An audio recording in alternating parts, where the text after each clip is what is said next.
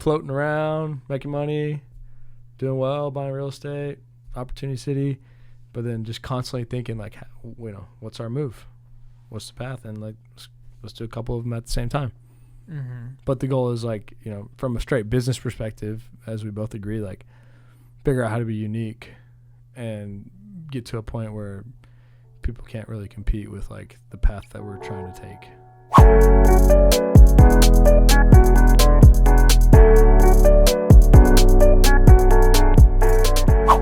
All right, welcome to the Real Estate Podcast. No guests today, just Aquafresh.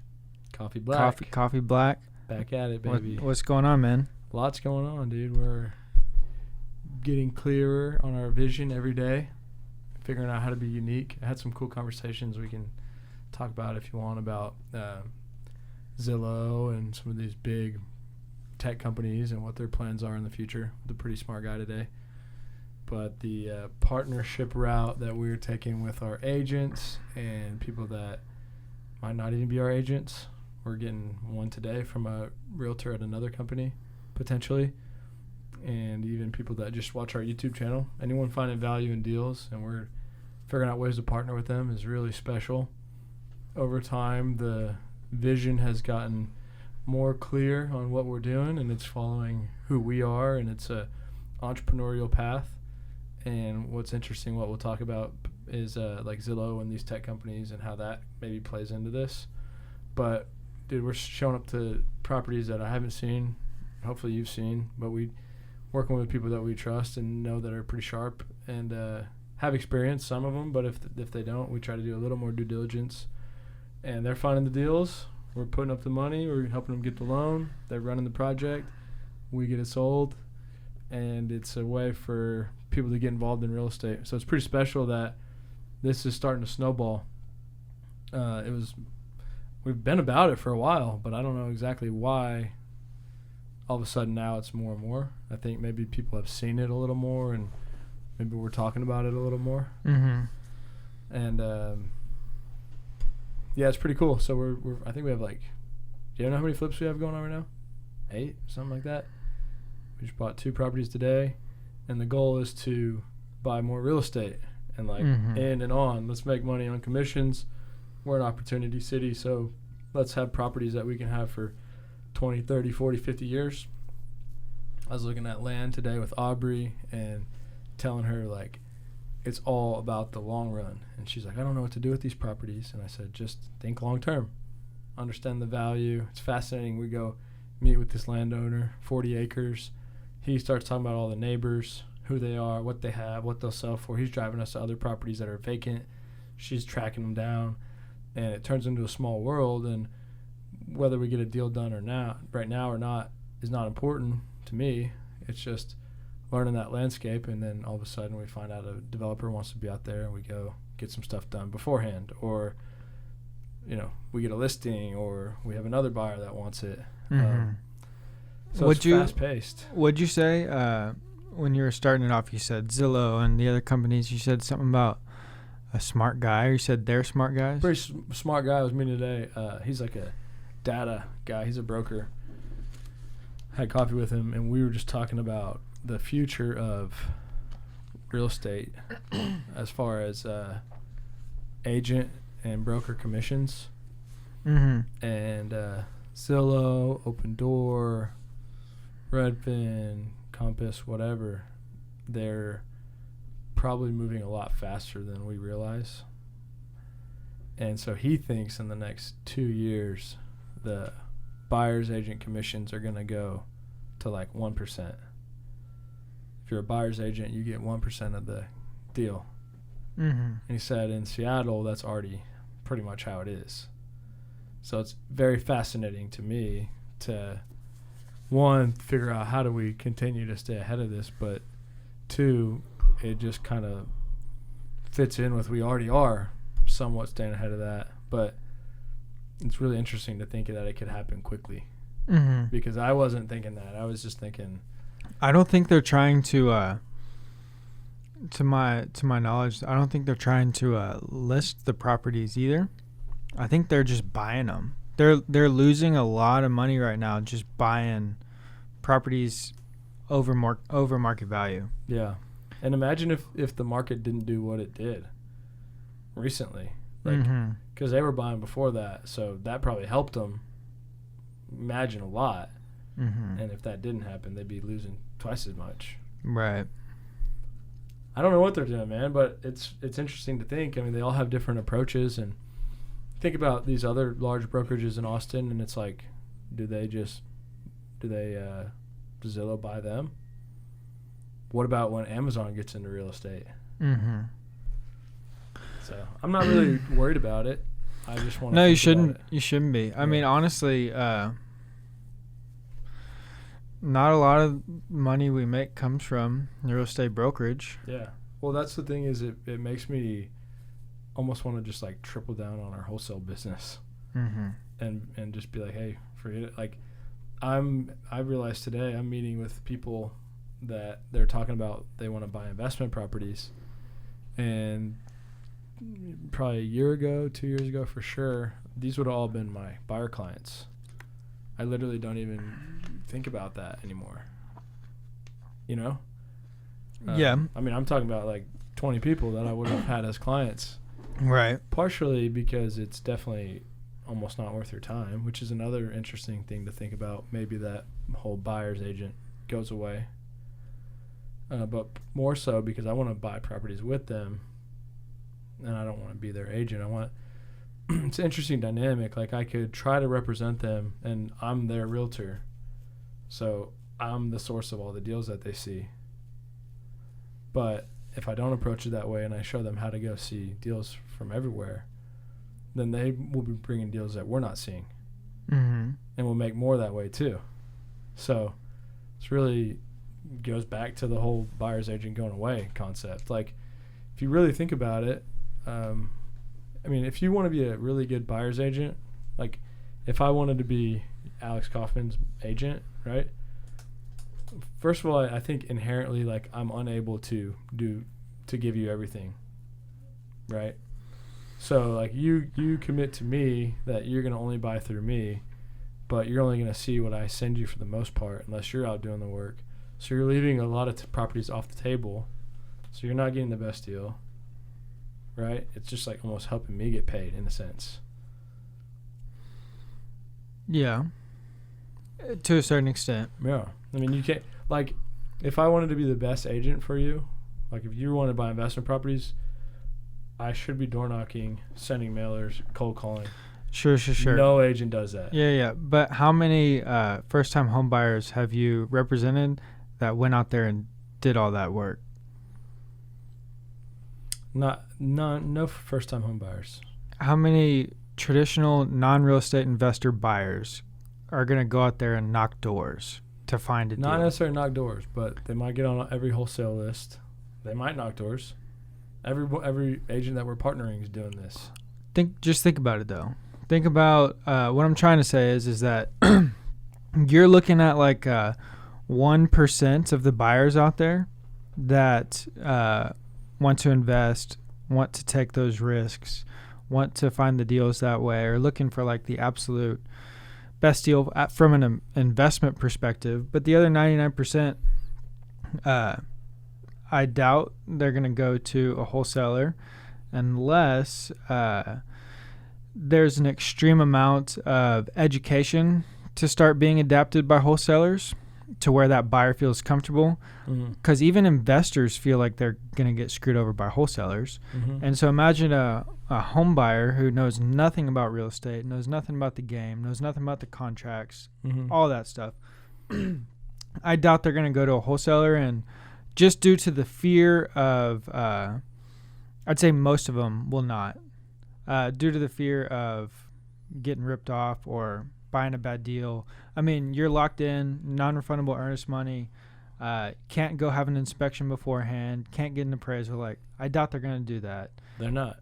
And then the other portion of the 99 who's a first-time home buyer or just a regular traditional buyer who wants to move their family into a house, full-time job, plays golf on the weekends, like whatever it is, they're not going to go out and cold call. They're not going to door knock. They're not going to spend money on the mailers. They're just going to say, hey, Matt, I'm looking for this in this area. You know, can you bring us a deal? Totally. I agree. And so the people that I want to do deals with are the 1% that are going to do all those things. And then the disconnect is that there are a lot of people that are buying homes and buyers that they want to talk about, they want to get a good deal, but they don't want to do all those things, right? So they want to go golf, and their agent's not going to do the things that are needed. So they're missing out on this whole world, which is why it's better for the entrepreneurial agent and the 1%, which is why I'm passing on representing anybody as a buyer, because I'm trying to buy real estate, not make money on commissions. No, I get it. My point in saying all that was that the buyer's agent, I don't think would be non-existent from that viewpoint. But if Zillow, for example, or whoever has their own inventory that they're selling, they own this property, and they have everybody coming directly to them, mm-hmm. I agree. That's the that reason. Cuts it out. Yeah, but what I'm saying is, if the agent would be doing more of these things, this probably wouldn't be happening. This is what's forcing this to happen in some ways. Like, it's easier for a tech company to represent you as a buyer and do the job than it is for you to convince people that they need to buy great deals and like put in more work.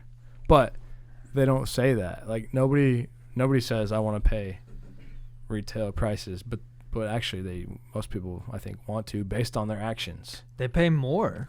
Yeah, right? More. They knowingly will say, hey, this was listed at that, but I'm going to pay you $50,000 more than retail. Yeah, and those conversations a lot of times in the very beginning start off with, we just want to get a good deal. And it quickly changes. Yeah, but it's different. I mean, it's a different buyer.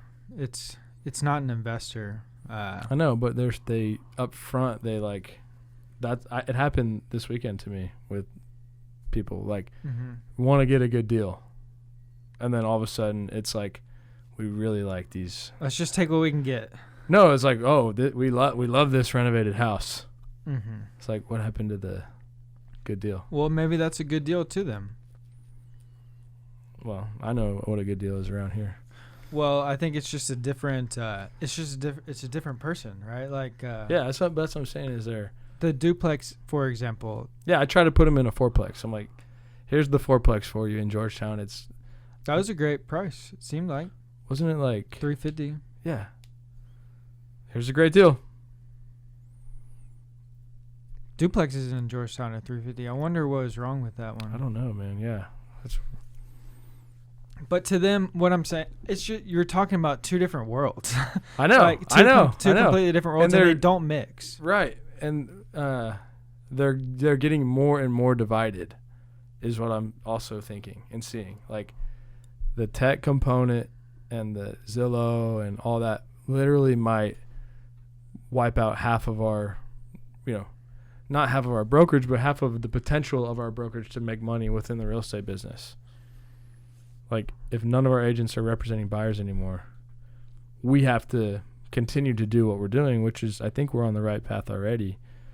But it's fascinating to think about the whole landscape of all these other brokerages. Like, what happens to, Keller Williams? I don't know. I have no idea. I'm like super intrigued. So you can look at it like this too. Basically, our wholesaling company does what, to a certain extent, is our wholesaling company, and most wholesalers out there, they are essentially doing what this tech component does, right? They go out, they buy the deals, right? Get under contract, same concept. They create their own inventory. They've got it. Then they send it out to their buyers that they've accumulated over time. Mm-hmm. Buyers come to them. You market it. The buyers come, and or the agents bring their buyers. But the wholesaling companies are not paying. Likely not paying agents commission. The agent needs to add their commission on top. Mm-hmm. And so essentially that's what's happening. But you can, I don't think, sure, maybe.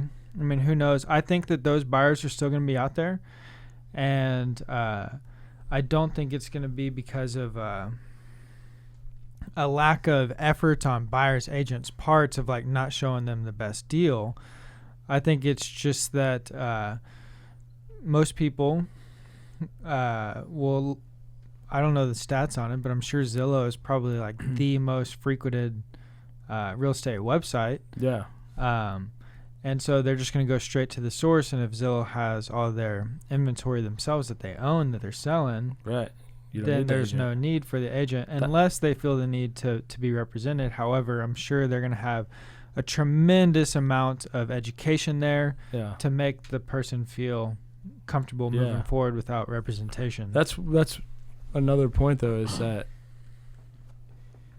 you don't need an agent with the way that things are. Like, you don't necessarily need a buyer's agent. And kind of right now, but more so in the future. Like, it's all going to be on Zillow or wherever, right? So why do you need a buyer's agent? But if the buyer's agent would have done more and provided more value, then the Zillow's not getting all the deals, right? But without providing that much value, Zillow is getting all the deals that you're seeing. It's like, I'm just saying the way it is that agents haven't provided enough value to clients to where, and tech could probably disrupt them if they did, and I'm sure it will, but as of right now, you're basically showing them everything that's online that they can already see that's online, and you're drawing up a contract and working through the process, which isn't that complicated, and you're making like 12 grand, 15 grand, 20 grand. That's why these companies are able to just disrupt it so easily. And if all agents were doing wholesaling type activity, those agents are still going to be desirable. So you wouldn't really even be representing somebody, right? You'd be the seller. You'd say, hey, you could pick. I mean, yeah. But if you're wholesaling, no, I'm not saying like if you're wholesale. Like if you were doing all the things that a wholesaler does, but you just represented the buyers on those deals, you'd be providing them a lot of value. You'd be getting paid for that. But why would Andrew's our seller, you're the wholesaler, agent, doing what a wholesaler does, representing your client, and I'm Zillow, and you go to Andrew, you knock on Andrew's door for your client, you say, hey, Andrew, me and my client really want to buy your house. We love it, blah, blah, blah. Andrew goes on to Google and says, what's my house worth? And my Zillow website pops up, and you say, hey, look, we'll pay, $300 per these terms. And he clicks a couple buttons and says, hey, what will you pay? I say probably $315. Why would he not? You would do that for sure. So yeah, I mean, it ultimately will disrupt everything in some way, but obviously not everybody's doing that. Not everybody even has a computer, or even, I know we know what Zillow is and how to use it, but a lot of the people that we're doing deals with on the wholesale team, why aren't they going to opendoor.com right now? Open Door's giving pretty good offers, but not everybody's like, up to date with all this stuff, and so there's still opportunity that exists. That's the way I view it. Yeah, there is. That's what I mean. I don't think that honestly don't know what it'll look like. I know that we don't need any of that to do what we ultimately want to do, which is buy real estate. You don't need Zillow, don't need a buyer's agent. You just need sellers, and so that's what I'm saying, dude, is like it literally makes you think, like, would we want to convert our entire brokerage into, like, guys, this is the new model. We're all just going hardcore after off-market deals. That's the whole value. Just a thought. Yeah, well, you know what I'm saying? Sure. Let me ask you this: if these buyer agents who were never providing enough value for their clients and aren't putting in the work like a wholesaler does, why would they, unless just out of necessity, or prior to that out of laziness, why would they not have done that so far, and why would they start doing it now? As a buyer's agent? In other words, how are you going to convince someone who doesn't want to do that stuff to start doing it? It's the only way. It's out of necessity, right? But I mean, if necessity, I mean, it wasn't fun being a buyer's agent, I'm sure, this year. Yeah. You know? Yeah, even more so. You know? Right. It's very interesting to think about all the dynamics. And my main thing is from a straight business perspective, and this is why I've really wanted to take some steps in certain places recently, is just personally too, I'd never want to rely on somebody else. And as a brokerage, if you're solely reliant upon agents producing, you're 100% reliant upon your agents. Mm-hmm. And I never, ever want to be in that position. And that's why, like, Compass is not a real estate brokerage. They're actually a software company, and they make all their money off of ancillary services like mortgage and title and so on and so forth. Mm-hmm. And Keller Williams is not a real estate brokerage. They are a franchise company. Mm-hmm. And they make all their money off franchise fees. Mm-hmm. Yeah. Everyone's trying to do multiple aspects. Like, same with Realty Austin. Like, Realty Austin's based on getting leads. You know, they're a lead generation company. Mm-hmm. That's another thing we were talking about with this guy, is like, everyone's just adding on. Different than we are too. Mm-hmm. Longhorn, wholesale. But the best is the ownership side, which is, I don't know if any brokerages are focusing on that, which brings us full circle to what's so cool and unique about what we're doing is, like, we're offering agents to an opportunity to own real estate. Can you imagine? I think. Go ahead. Can you imagine if someone had given you what we're offering to our agents? You did. Well, I didn't have nearly the capital that was required at the time. Like, we could only do like a couple at a time. But, like, I'm just saying. But you did, and that's what.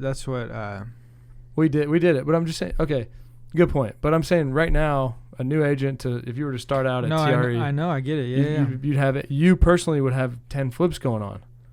Yeah, something like that. I mean, that's like super rare. So that's what's really cool about this concept. And it's like, okay, how do we continue to keep this different where none of this other stuff even matters, because none of these companies are even thinking about this?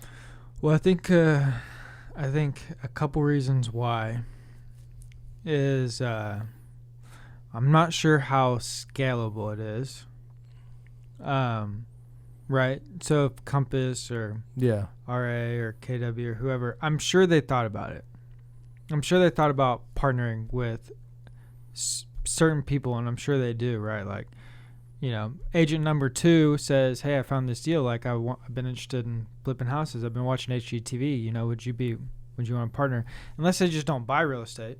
I mean, I'm sure it's been brought up. It's been brought up, but just like most other things that are unique and creative, and which is why I love what we do, they get shot down. That's literally how it is. Like, I've worked at other brokerages, and it's like, what are you talking about, Matt? You know, almost every brokerage I've been at was like, we don't do this, we don't do that. You know, they literally will call you up and say, you're not, you know, this isn't how a KW agent performs or whatever it may be. We don't do that at all. It is pretty rare. So that is, sure. And you're right. I mean, the only real estate. Like, dude, when I was at Edge, like, we did one thing, and I was like, it was so frustrating for me. Like, guys, there's some land right here. It's probably worth $600,000. We could buy it for $250,000. Like, can we just please buy this land? Everyone here has the money. It's not that much money for this group. No way. We're not. I'm like, why? Like, that's the amount of money we're going to make on that deal is what I'll make in 2 years on my commissions. Mm-hmm. What are we doing? I've experienced that. No, I get it. That makes sense. And, I mean, obviously we hear that a lot. And I'm glad that you have that experience, because everything I learned about real estate has been through you. And the only real estate brokerage experience that I have is TRE. And so, I mean, obviously we think much differently than a lot of people. But I think that the issues with it sure is that, I mean, I'm sure that's like 50+% of it, right? But I'm sure it's been thought about before from like the top level. Maybe not at the team leader level where, team leader gets brought a deal, and Yeah. I'm sure they're not thinking about it. I'm sure they're thinking. I think you're right. I mean, keep going on your point, but just to jump in is like, I think it's been thought of, but I don't think it's been like actually genuinely explored. It's only been brought up to say no. Right. Or maybe it's not what they want to focus on, which is great because we do, and it's possible. I'm just telling you. I think that if they did get to the point of thinking about it, of considering it, I think the issues are legal. Yeah, I agree. There's a lot. Yeah, and scale and scaling. Yeah, but I think it's very possible, right? Because I mean, which you'll have to deal with legal no matter what you're doing. I'd rather you put a gun to my head. That story, right? You're gonna deal with legal issues no matter what. There's always gonna be people out there that want to sue, but yeah, I think it's probably just gonna look like a fund. Maybe. I think that's probably like the scalable way to do it is a fund. Yeah, maybe so. But have a fund aligned with a brokerage or a wholesale team. So you have all the, it's not just I mean, it's a fund, but it's like got a whole nother built-in business that's like a deal finding machine. There's a deal finding machine component to the fund where like you're literally almost seeing every deal possible. And like a lot of funds will they'll pick between they go look at everything on the market and they're like, well, this one's a 12% return and this one's a 13 and this one's a 15. Let's go with the 15. Where if you have a built-in wholesaling machine, like a built-in deal finding machine with a fund, that may be the way that it would probably look like if you were to scale it. Yeah, but well, like, why does everything have to scale? Like, like you could just do really well and not go build a $100 billion business. Like you could just. Well, it has to scale to a certain extent. It doesn't. Maybe it's not scaling to Amazon. Maybe it's not scaling to whatever it is. But currently, we have 91 or 90 some agents, and if all 91 agents brought you a deal today, could you buy all the deals? No. All right, so it's got to scale. Yeah, of course. To be able to do even that, right? And then if you want to check out San Antonio, then you got to... Yeah, I get it, but I'm saying we can do 40 other deals and it'd be great. Well, that's my point. Is it doesn't have to scale to... But you got to... It's got to be... Yeah, of course. I mean, you have to do... Yeah. You got to have some systems in place and have it to be... Otherwise, it'd just be chaos. And so... Right. Honestly, I mean, I think that's the... And you figure out how to scale things as you move forward. But that's all I was saying was that I think that, but imagine that. So imagine that with KW with 250,000 agents, however many they have. Right. If they can't even do 5% of them. Yeah. Well, if all 250 brought a deal today and said. Right. That's what I'm saying. If 5% of. But that would be the goal. You would want to buy 250,000 deals every day. You'd want to have the ability to do that. If they're all good deals. Sure. Right. I mean, that's the whole point of doing it. And so you'd want to scale to that point to be able to seize all the opportunity. Yeah. But I don't, we'll figure out. Yeah, we're going to have to go raise some money, I guess. Well, you just figure out how to get there kind of level by level, but. Yeah.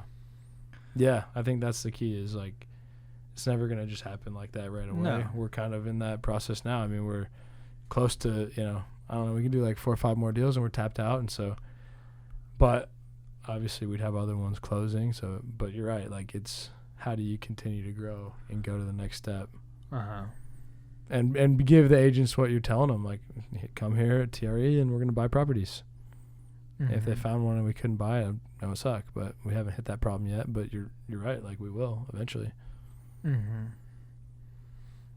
I think it's at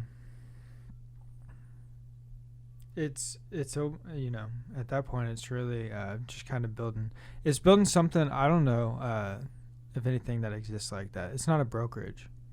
You could call it whatever you wanted, but at that point you're really not, there's brokerage. That's why you said fund. Yeah. Well, but like there's brokerage services, like sure, they're all licensed agents. They all can lease, buy, and sell for clients. They can all do certain things, but at that point, you're building something that's much different. Yeah.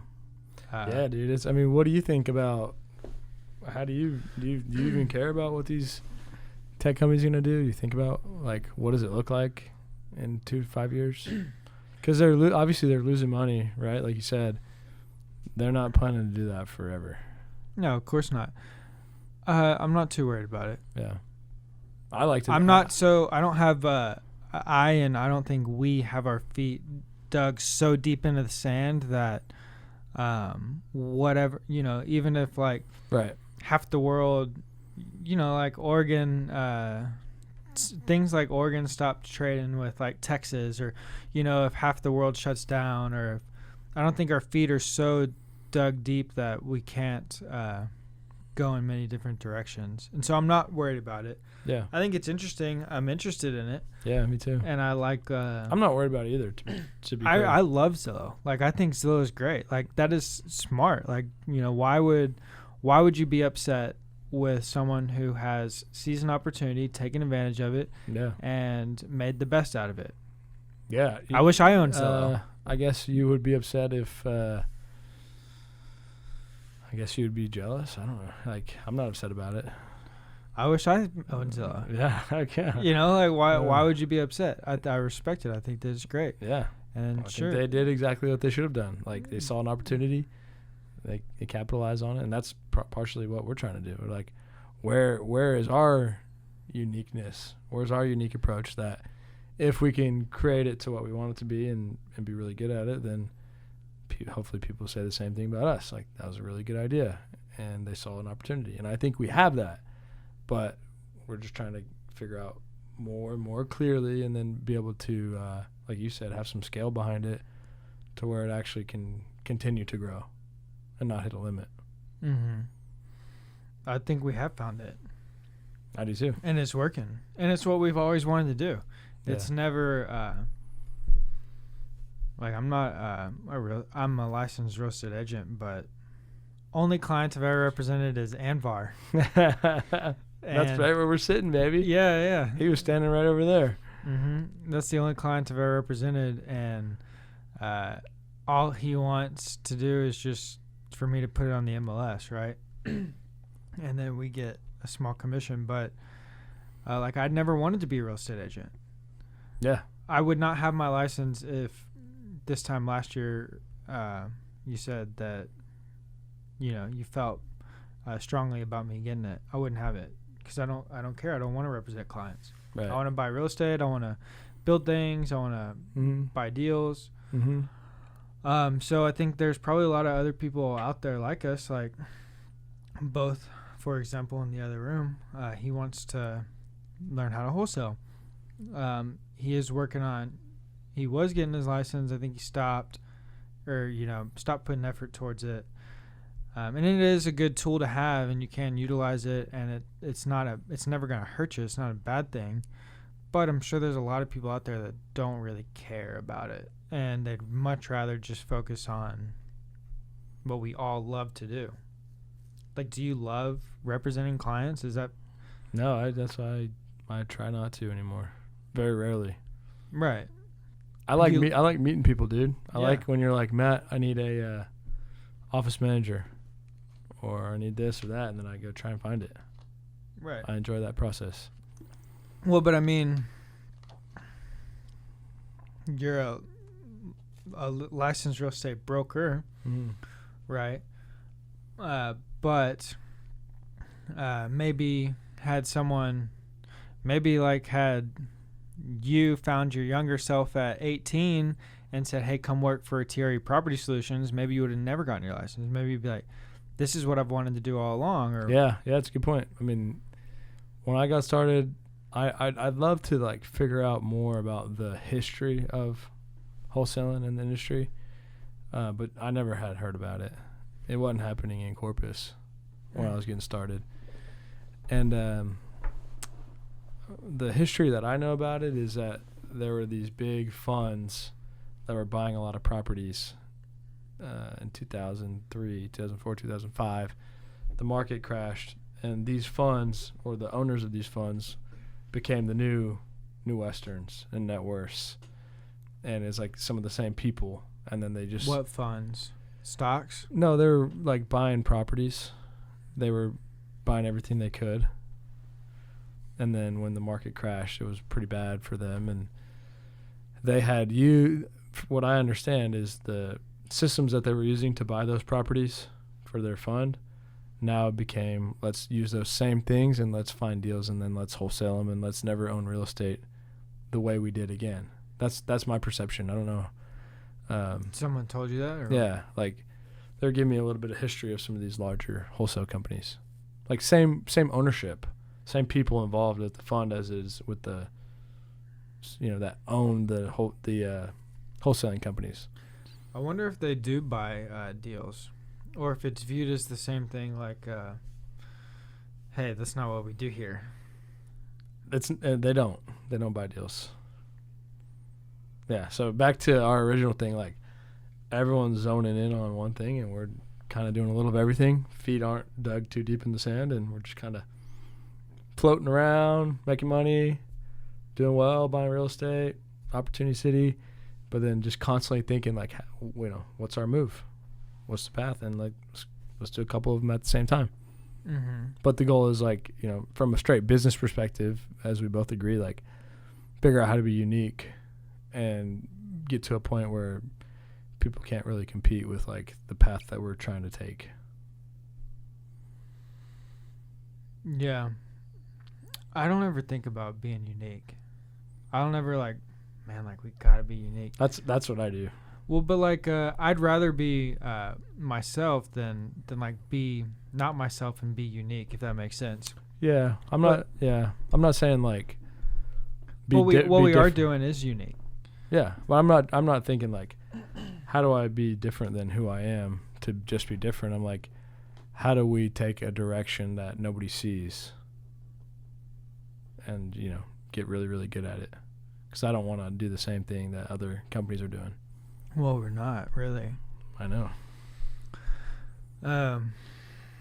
What about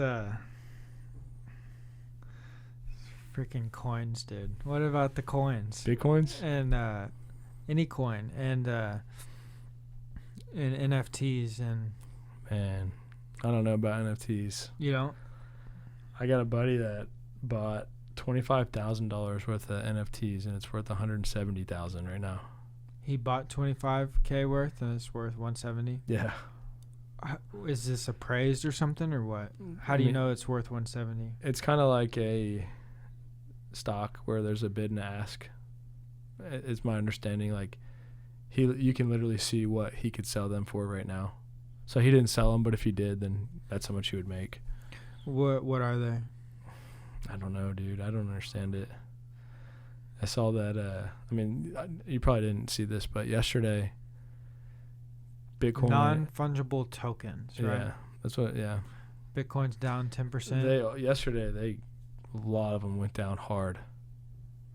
I think weird. It's 'cause, they came back though. Like there's this one that McLeod's in Cardano, and it went from $3 to $2. I mean that's 50%, and then it ended the day at like $270. I think that when today or yesterday. Yesterday, and El Salvador bought. I think that's the thing is El Salvador. About 100. I think about 200 Bitcoins. $10 million.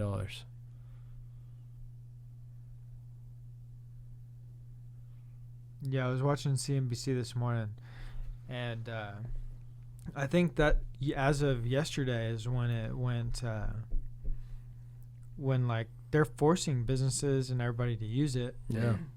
And I think a lot of people are, according to CNBC, a lot of people are pushing back on it. Maybe not necessarily because of Bitcoin, but because they don't like the leader and the leader's telling them what to do. Apparently, that's what they're saying. But I think that they were saying that maybe that had to do with the drop yesterday. 10%. I think about the market, and my Uncle Jack this weekend was like, Matt, I know you're doing well in real estate, but market's going to crash one of these days. Save that money. He said, I've been through 3 of them, and just put a little bit away and just be prepared. And he's going on and on and on. And I'm like, Uncle Jack, are you storing away any money? He's like, no, I ain't doing that. I was like, then don't give me that. Like, I get it. But I'm not trying to, like, we know what we're doing. Obviously, you know, I'm not too arrogant to think that, like, things can't go the opposite way, but we try hard to be wise with what we do. We're not buying multi-million-dollar properties unless it's multifamily and it's bringing in cash flow. You know, I think that, like, the market could crash 100%. And who knows? Like, I started in 2012. It's been a good market ever since. And, you know, he's in a different space. Like, the way I view it with COVID, I mean, that was pretty hardcore with owning real estate through that.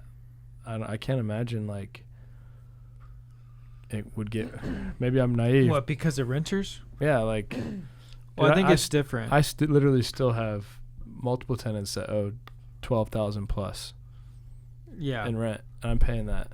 Yeah, no, I get that part. It's like, how can it get worse than that? Like, it could be both sides of the coin. That's just one side of the coin. Yeah. While that happened, you doubled your value in that property, most likely, or close to it. Right. You're saying if it went down. If it went down and they stopped paying, it'd be different. Because when COVID hit, sure, like, it slowed for that 2-week period or however long it was, but then it just took off. Mm-hmm. And so that was last year was not a bad year for owning real estate. Mm-hmm. Sure, you may have to come out of pocket for. Well, I had to sell. I mean, I had to sell properties that I would not have wanted to. Mm-hmm. A lot of them, 5, 6. To prepare for to get through the LOC. To get through. I mean, nobody was paying rent. Was that to prepare for the LOC or no? It was just to pay mortgages. I literally couldn't pay mortgages. Like, I had what happened was I paused my payments. What do they call it? What's that called? Forbearance. I did forbearance, and the rent wasn't coming in, and so there was like $60K owed in forbearance total on all these properties, and I didn't get the rent money, and then I needed to go refinance these properties to, like, get some money out because I didn't have any more money at the time to pay them, and then I was unable to refinance them because I didn't realize this, but if you're in forbearance, you know, you can't refi. You gotta bring it current. So then I figured out how to bring it current by selling a property to pay that off. And then they said, now it's going to take 3 more months of payments. I was like, golly, I had no idea the day that I agreed to forbearance that this was what was going to happen. Mm-hmm. So I had to sell. I mean, I can tell you all the streets. Like, it's, like, depressing because I would fought so hard for so long to buy these properties. Carolyn. And I was this close to, like, you know, doing really well with it. Carolyn, Aberdeen, one in Hutto on Tulkarne, Riverside, Lake. What There's were y'all one renting Comet and Riverside Lakeway. out for? Like 2,400. That was a cool. That was like a house out of a like Disney story. That was a cool house. Isn't it? It had like some gnomes lived there or something. I drove by it like 2 months ago, and I was like, man, that's a cool property. Half acre on Riverside right now, probably worth $1 million. Mm-hmm. What'd you buy it for? $350. Yeah. Well, sure. I mean, it didn't seem like it was that long though. The slow part of last year. Yeah. Maybe it was from like February to. It was a little bit. I feel like it was like, if I remember correctly, it was like 3 or 4 months before all of a sudden we were like, wait a minute, the market's hot. Like, what's going on? And then it was really hot. Tesla was a big game changer, right? Like, they came in January, right, or December. Mm. That was huge. I was looking at old stats from like last year, late 2019, and it was saying like median sales price in June for Abor was like, 252 or whatever. Dude, it's crazy. One of my friends, or my Lexi's cousin Blake, bought a new build last year when market was hot, and he paid $220 in North Round Rock for a new build. I was like, dude, that's crazy. Even thinking back then that price was then that was that. I mean, it's worth $350 now. Mm-hmm. Yeah, I know. So it will be 300s were, Round Rock was. I remember more than a year ago, about a year and a half ago, we were looking at properties. I was, 160, 180, Round Rock, and be like, you want it? And you're like, nah.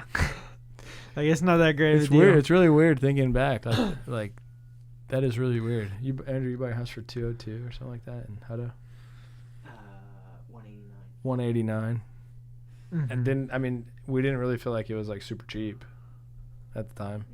But now it blows my mind. Round Rock, year and a half ago, 220. I remember fighting somebody to get them down to 195. They're at 205. So Round Rock was not that high. It was crazy. It was low 200s. Pushing threes, we were talking all right, this is a nice house. Yeah, that is really weird. Just how relative our minds are to what's happening, because right now that just blows my mind. Yeah, but we literally did. We were like, no, that's too much. This duplex we're sitting in, we got for $265, right? Yep. And at the time that was a good deal, because it was he wanted $289. Yeah, I felt like it was $30,000 below. It was hard to get below 300, but this isn't the nicest duplex, This is Everyone talks smack about our duplex. Well, it's great. I get it. Trust me. It's great, but it's not even Green Lawn. It's a different build. It's a different style duplex. I love it. I mean, we're here, but it's perfect for us. But now there's no duplexes under 400. Yeah. A year and a half ago, it was, if you could get it below 3, that was a pretty good deal. Now I think it's below 4. A fourplex that we're trying to buy in Round Rock right now, we got it at a good price. We're trying to sell it for $675. That blew my mind. I was like, Jesus Christ, that's higher than Austin was, Mm-hmm. Yeah, about an eightplex for $515,000. Dude, that eightplex, talk about the Anderson, but that eightplex receives no love. Until recently. We got the Diamond Digs. Well, the Diamond... Brandon, if you're watching, thank you. Did you see not... those pictures he took? Dude, it's he cleaned the whole... Oh, yeah, I did see that. I'm pretty sure he power washed it. He got rid of the ducks. Bro, that looks awesome. They were raising ducks in the backyard, and I sent it to Matt, and he was like, I think it's pretty cool. I'm like, what do you want me to do? Well, I'm Vic the ducks? It's pretty cool, man. They got some ducks. Get those ducks out of there. Let them have the ducks. But, I think that area in New Braunfels just hasn't received any love. Yeah. I'm sure New Braunfels is blown up in price as well. Yeah. But every time we get someone to take a look at the eightplex, they're like, The banks don't like it. Yeah, it's a little weird. Or the appraisers don't think the value's where we think it's at. So it's crazy. Right behind Chick-fil-A. Yeah. Well, just imagine, dude, if everyone spent $15K on the outside of those properties, what it would do to that street. I wonder what that guy did. What was his name? Anyways. Rome. Right? No. That was the broker agent. Yeah. But the buyer. But anyways, I wonder what he did with those. Oh, Tamar. I wonder what he's renting those out for. He still has them. Well, I don't know what they call me every once in a while. To buy? Just to ask us what we're charging for rent and stuff. Oh. Well, what do you say? $1,000. 1,500. We've done some good renovations. Oh man. Well, let's keep pushing forward. Appreciate you guys tuning in. I think it's gonna be fun to look back on some of these things and think about it when the market changes or whatever happens, man, we live in a time where things are always moving fast. We got cryptocurrencies going crazy, NFTs, real estate, Opportunity City, and we're just trying to figure out our own path, and we're here to give insights and, let people know what we're thinking, what we're doing, and we want to help, and we care about you guys and what we do, and any way we can help, add value, please reach out.